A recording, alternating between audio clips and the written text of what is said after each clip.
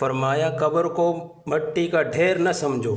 یا جنت کے باغوں میں سے ایک باغ ہے یا جہنم کے گڑھوں میں سے ایک گڑھا ہے۔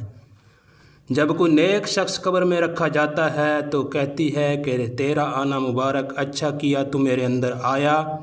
جتنے آدمی زمین پر چلتے تھے تو ان سب میں مجھے بہت پسند تھا۔ اور جب کوئی بد کردار شخص قبر میں رکھا جاتا ہے تو قبر کہتی ہے کہ تیرا آنا نامبارک ہے، برا کیا تو میرے اندر آیا، جتنے آدمی زمین پر چلتے تھے تو ان سب میں مجھے بہت ناپسند تھا، اب تو میرے اندر آیا ہے تو میرے سلوک کو بھی دیکھے گا۔ اس کے بعد قبر دونوں طرف سے ایسے اس کو دباتی ہے کہ دونوں پسلیاں آپس میں پیوست ہو جاتی ہیں، اور 70 اژدہے ایسے مسلط ہوتے ہیں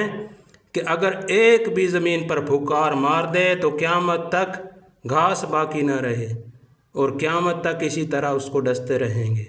جب وہ ایک مرتبہ اس کو ڈسیں گے تو مردہ 70 ہاتھ زمین میں دھنس جائے گا، اور ان کی آنکھیں آگ کی ہوں گی، ناخن لوہے کے، ناخن اتنے لمبے ہوں گے کہ پیدل سفر ایک دن چل کر ان کے ختم تک پہنچا جائے، اور وہ کہیں گے صبح کی نماز ضائع کرنے کی وجہ سے ظہر تک اس کو مارے جائیں،